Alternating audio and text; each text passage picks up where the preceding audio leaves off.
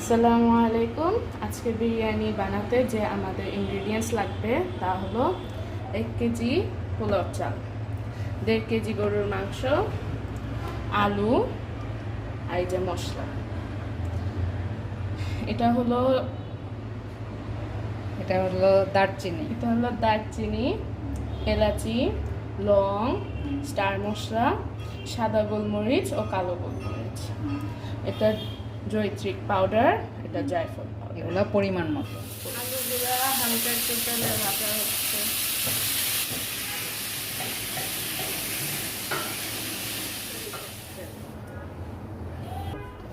পেঁয়াজটা আমরা একটু বেরেস্তা করে নিব।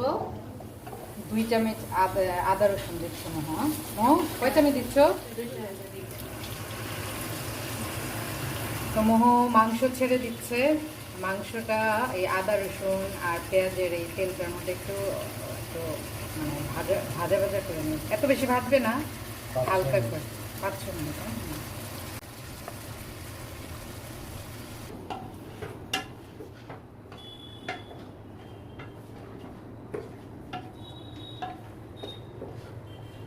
যেগুলো মশলা আমরা ব্লেন্ড করেছিলাম ওগুলো এখন দিয়ে দিচ্ছি। আমরা নাড়া দেওয়ার পর 5-6 মিনিটের জন্য একটু ঢেকে আমরা টক দই দিয়ে দিচ্ছি।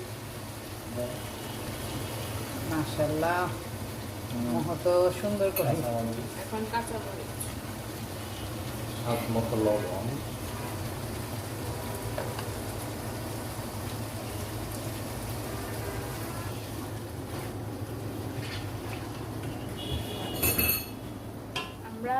আমি একটু পানি দিয়েছি মাংসটা সিদ্ধ হওয়ার জন্য। মাংসর পানিটা একটু শুকিয়ে যাওয়ার পর আমরা আলু দিব। এই যে আলু আর মাংসগুলো উঠানোর পর এই ঝোলের মধ্যেই চাল ছেড়ে দিবে, তাই না? এগুলো ভাজা এই যে কষানো মাংসটা তুলে ফেলা হয়েছে, আর এই যে মশলা এটার মধ্যে চাল ছেড়ে দিবে।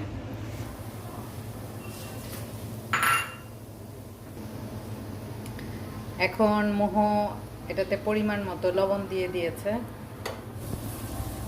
এখন পাউডার দুধটি আমরা গরম পানি দিয়ে গুলিয়ে রেখেছিলাম, এখন এগুলো দিয়ে দিচ্ছি।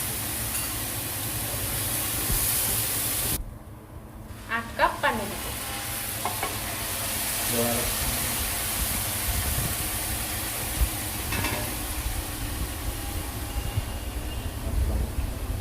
আমরা কেওড়া জল দিয়ে দিই।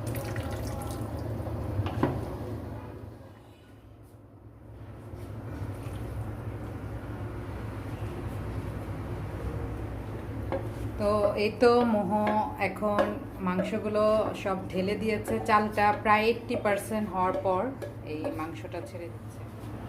বিরিয়ানিটা এখন আমরা দমে রেখে দিব। বলো, এই যে এটা যে বন্ধ করে দিয়েছো ছিদ্রটা। এখন আমরা ছিদ্রটা লং দিয়ে বন্ধ করব। আলু বোখারাটি আমরা বিরিয়ানিতে দিয়ে দেব।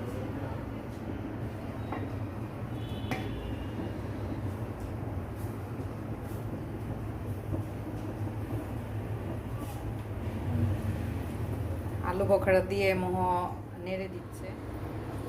দম দেয়া হয়ে গিয়েছে। এখন খুলে দেখবে যে বিরিয়ানিটা মানে হয়েছে কিনা। আলহামদুলিল্লাহ, বিরিয়ানিটা কমপ্লিট। স্মেলটা কেমন হয়েছে বলো? মাশাআল্লাহ, বিসমিল্লাহ।